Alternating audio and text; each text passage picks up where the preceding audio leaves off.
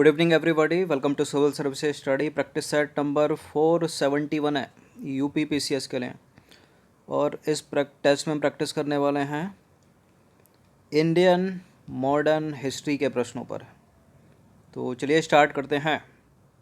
Playlist बना रखी है इस टेस्ट सीरीज़ की, वहाँ पर आप टेस्ट नंबर 1 से लेकर 471 तक पहुँच सकते हो और डिस्क्रिप्शन बॉक्स में उसका लिंक दे रखा है। तो क्वेश्चन नंबर 1 पर आ जाइए। कांग्रेस अधिवेशन की अध्यक्षता करने वाला प्रथम यूरोपीय कौन था? बताइए बताइए कांग्रेस अधिवेशन की अध्यक्षता करने वाला पहला यूरोपीय कौन था? ए ओ हयूम, एनी बेसेंट, क्लीमेंट एटली या जॉर्ज यूले? शुरुआती जो भारतीय थे, ठीक है, वो हैं बंटी, BNTY। भारतीय इसमें है एक यूरोपीय। बंटी का मतलब पहला, बनर्जी, नौरोजी, तैयब जी और यूले। तो ये तीन तो भारतीय हो गए, तो यही हो गए पहले यूरोपीय व्यक्ति। तो George Yule, option number D हो जाएगा इसका आंसर। तो जॉर्ज यूले ने, ठीक है, 1888 में इलाहाबाद में कांग्रेस सत्र की अध्यक्षता की थी और प्रथम यूरोपीय थे ये। क्वेश्चन नंबर 11 या 2?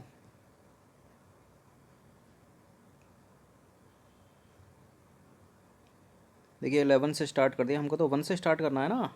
चलिए, तो ये है question number 1। East India association की स्थापना कब हुई थी? बताइए। ईस्ट इंडिया एसोसिएशन की स्थापना हुई थी 1866 में। ऑप्शन नंबर बी है इसका आंसर। तो देखिए 1866 में दादा भाई नौरोजी ने भारतीय और सेवानिवृत्त ब्रिटिश अधिकारियों के सहयोग से लंदन में ईस्ट इंडिया एसोसिएशन की स्थापना की थी। देखिए इसने लंदन इंडियन सोसाइटी का स्थान लिया था। यह भारत के मामलों और संबंधित विचारों पर चर्चा करने एवं सरकार के समक्ष भारतीयों हेतु प्रतिनिधित्व प्रदान करने, जूम आउट करते हैं थोड़ा, ठीक है, करने का एक मंच था। और इसका मुख्य उद्देश्य था इसका किसका? ईस्ट इंडिया एसोसिएशन का क्या था? ब्रिटिश जनता के बीच भारत के हित से जुड़े प्रश्नों को उठाना। ब्रिटिश जनता के बीच भारत के हित से जुड़े प्रश्नों को उठाना। 2-3 तरह से सवाल पूछा जा सकता है इससे। अधिकतर पूछता है वर्ष और किसने की थी। दादा भाई नौरोजी ने। कहाँ की थी? लंदन में।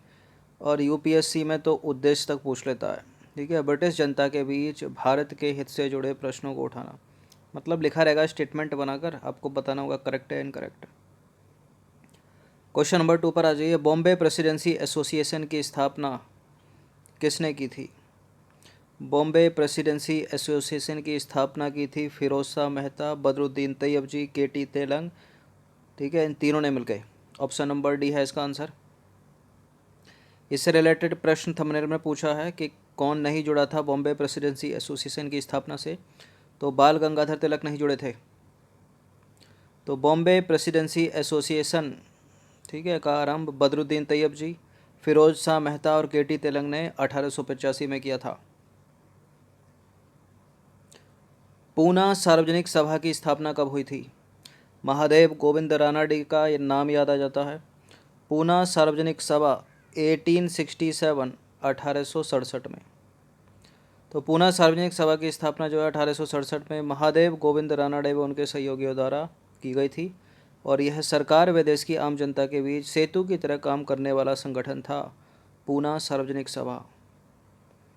इसका उत्तर दीजिए। तो मद्रास महाजन सभा की स्थापना किस वर्ष हुई थी? मद्रास महाजन सभा की स्थापना हुई थी कब? 1884 में। तो मद्रास महाजन सभा की स्थापना 1884 में MB राघवाचारी, B सुब्रमण्यम अय्यर और P आनंद चार्लू ने की थी, ठीक है। इन्होंने देश के लोगों के लिए स्वतंत्रता जैसे मूल अधिकारों की बात की और इसकी स्थापना स्थानीय संस्थाओं के बीच सामंजस्य स्थापित करने के लिए हुई थी। मद्रास महाजन सभा 1884 में। क्वेश्चन नंबर 5 पर आ जाइए। 1946 में शाही भारतीय नौसेना के विरोध के लिए कौन सा कारण उत्तरदायी था? ब्रिटिश अधिकारियों द्वारा नस्लीय भेदभाव, भोजन की खराब गुणवत्ता। ये जो पहला वाला है ना, ये बहुत सारे विद्रोह का कारण बना भारत में, तो इसका भी होगा ये। और भोजन की खराब गुणवत्ता भी है इसमें, तो दोनों के दोनों हैं ऊपर वाले, तो सी है इसका आंसर। तो देखिए 74 वर्ष पहले 18 फरवरी 1946 को तकरीबन 1100 भारतीय नाविकों या HMIS तलवार के जहाजियों और रॉयल इंडियन नेवी ने भूख हड़ताल की घोषणा की, जो कि नौसेना में भारतीयों की स्थिति और उनके साथ व्यवहार से प्रभावित थी। ठीक है, इसको थोड़ा अपडेट कर सकते हैं काउंट करके, अगर ये पीछे है तो। देखिए इस हड़ताल को, मुद्दे पर आ जाइए, इस हड़ताल को एक स्लो डाउन हड़ताल भी कहा जा सकता है। ठीक है, जिसका अर्थ था कि जहाजी अपने कर्तव्यों को धीरे धीरे पूरा करेंगे। ठीक है, देखिए हालांकि इस हड़ताल की जो तत्काल मांग थी वो बेहतर भोजन और काम करने की स्थिति भर थी, लेकिन इस आंदोलन को जो है ब्रिटिश शासन से स्वतंत्रता की व्यापक मांग में परिवर्तित होने में ज़्यादा टाइम नहीं लगा। ठीक है, आज़ादी सबको प्यारी है और देखते ही देखते इसने व्यापक रूप धारण कर लिया। क्वेश्चन नंबर 6 एक आसान सा प्रश्न है, करो या मरो का नारा किसने दिया था? करो या मरो का नारा दिया था महात्मा गांधी ने। कब दिया था? भारत छोड़ो आंदोलन 1942 में। तो भारत छोड़ो आंदोलन की शुरुआत जो है गांधी जी के नेतृत्व में 1942 में करो या मरो नारे के साथ हुई थी, और 8 अगस्त 1942 को बम्बई में कांग्रेस कार्य समिति द्वारा भारत छोड़ो प्रस्ताव पारित किया गया। क्वेश्चन नंबर 7 पर आ जाइए, 1920 के दशक के अकाली आंदोलन का प्राथमिक उद्देश्य क्या था? 1920 के दशक के अकाली आंदोलन का प्राथमिक उद्देश्य था सिख गुरुद्वारों को भ्रष्ट महंतों के नियंत्रण से मुक्त कराना। Option number A. तो देखिए अकाली आंदोलन, जिसे गुरुद्वारा सुधार आंदोलन के नाम से भी जाना जाता है, सिख सभा आंदोलन की एकमात्र, ठीक है, एक शाखा मात्र था वो, और इसका लक्ष्य सिख गुरुद्वारों को भ्रष्ट महंतों, ठीक है, के नियंत्रण से मुक्त कराना था, क्योंकि यह पद विरासती हो गया था। क्वेश्चन नंबर 8 पर आ जाइए, निम्नलिखित में से किसका समर्थन करने हेतु 1919 में सत्याग्रह सभा का गठन किया गया था? 1919 में सत्याग्रह सभा का गठन किया गया था रोलेट सत्याग्रह, ठीक है, रोलेट एक्ट का गठन करने के लिए। रोलेट एक्ट के विरोध में रोलेट सत्याग्रह का समर्थन करने के लिए 1919 में सत्याग्रह सभा का गठन किया गया। तो देखिए रोलेट सत्याग्रह के विषय में मार्च 1919 में रोलेट एक्ट पारित किया गया था, और हालांकि केंद्रीय विधान परिषद के हर एक भारतीय सदस्य ने इसका विरोध किया। इस अधिनियम ने सरकार को न्यायालय में मुकदमा चलाए बिना और दोषी सिद्ध किए बिना किसी भी व्यक्ति को बंदी बनाने के लिए जो है अधिकृत किया। इसको काला कानून कहा गया था। ठीक है, क्योंकि बिना अपील, बिना दलील और बिना वकील का जो है कानून था ये। देखिए संवैधानिक विरोध विफल रहा और गांधी जी इस मामले में शामिल हुए और सुझाव दिया कि एक सत्याग्रह आरंभ करेंगे। ठीक है, और बम्बई में गांधी जी की अध्यक्षता में एक सत्याग्रह सभा की स्थापना की गई। महात्मा गांधी ने 1 मार्च 1919 को सत्याग्रह आंदोलन का उद्घाटन किया। ठीक है, चलिए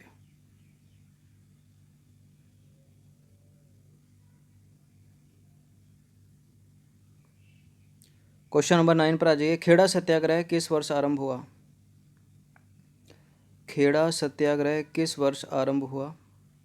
तो पता ही होगा आपको, 1918 में। देखिए इससे पहले वाली एक्सप्लेनेशन में जो है कुछ प्रिंटिंग मिस्टेक है क्या हल्की सी शुरू में। रोलेट सत्याग्रह के विषय में मार्च 1919 में रोलेट एक्ट पारित किया गया।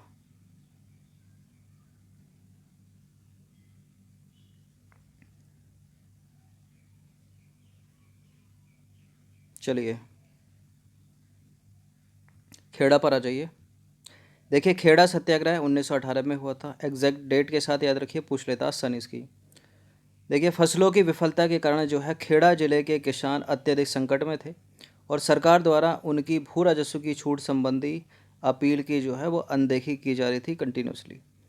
फसलों की पैदावार सामान्य दिनों से 1/4 कम थी, इसलिए वे कौन किसान राजस्व संहिता के अंतर्गत भू राजस्व की पूर्ण रूप से छूट के हकदार थे।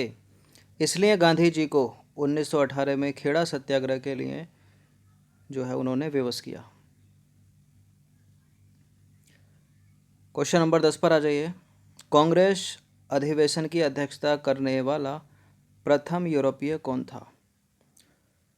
ये प्रश्न जो हमने सबसे पहले देखा था, तो कौन था? वही बंटी। ये शुरुआती 4 याद रखने की ट्रिक है। बनर्जी, नौरोजी, तैयब जी, यूले। ऊपर के 3 भारतीय, पहला यूरोपीय, चौथा तो डी। तो जॉर्ज यूले 1988 में इलाहाबाद में कांग्रेस की अध्यक्षता करने वाले प्रथम यूरोपीय थे, और इनके ऊपर के 3 भारतीय थे। क्वेश्चन नंबर 11 पर आ जाइए। भारतीय राष्ट्रीय कांग्रेस की प्रथम महिला अध्यक्ष कौन थी? प्रथम यूरोपीय महिला अध्यक्ष कौन थी? मदर टेरेसा नहीं थी, अमृता प्रीतम नहीं थी, ये तो भारतीय थी। 1925 का कानपुर अधिवेशन। तो एनी बेसेंट थी। 1917 का कलकत्ता अधिवेशन की अध्यक्षता की थी इन्होंने, पहली महिला। तो एनी बेसेंट प्रथम महिला होने के साथ साथ भारतीय राष्ट्रीय कांग्रेस की प्रथम यूरोपीय महिला थी, ठीक है, जिन्होंने 1917 में कांग्रेस के कलकत्ता अधिवेशन की अध्यक्षता की थी। इस प्रश्न का उत्तर दीजिए। तो भारतीय राष्ट्रीय कांग्रेस की प्रथम भारतीय महिला कौन थी? भारतीय राष्ट्रीय कांग्रेस की प्रथम भारतीय महिला अध्यक्ष कौन थी? प्रथम भारतीय की बात कर रहा है, पहली महिला की बात। पहली तो एनी बेसेंट हो गई, अभी ये थी सरोजनी नायडू, ठीक है। 1925 का कानपुर अधिवेशन। तो देखिए, सरोजनी नायडू भारतीय राष्ट्रीय कांग्रेस की प्रथम भारतीय महिला अध्यक्ष थी। इन्होंने 1925 के कांग्रेस के कानपुर अधिवेशन की अध्यक्षता की थी, ठीक है। ये एनी बेसेंट के बाद दूसरी महिला थी जिन्होंने कांग्रेस के किसी अधिवेशन की अध्यक्षता की थी। किसको इंडिकेट कर रहा है? कानपुर अधिवेशन को। 1939 में फॉरवर्ड ब्लॉक की स्थापना किसने की थी, या गठन किसने किया था? बहुत पूछा जाता है प्रश्न ये। सुभाष चंद्र बोस ने, ऑप्शन नंबर बी। तो 1939 में सुभाष चंद्र बोस और उनके अनुयायियों ने कांग्रेस के भीतर एक नई पार्टी के रूप में फॉरवर्ड ब्लॉक का गठन किया। क्वेश्चन नंबर 14 पर आ जाइए। आधुनिक भारतीय इतिहास के संदर्भ में लॉटरी कमेटी 1817 का गठन किया गया था, किस लिए? देखिए, अधिकतर इस तरह के जो प्रश्न होते हैं ना, जैसे किसी चीज़ को इंडिकेट कर रहा है कोई शब्द, तो वो नहीं होता है।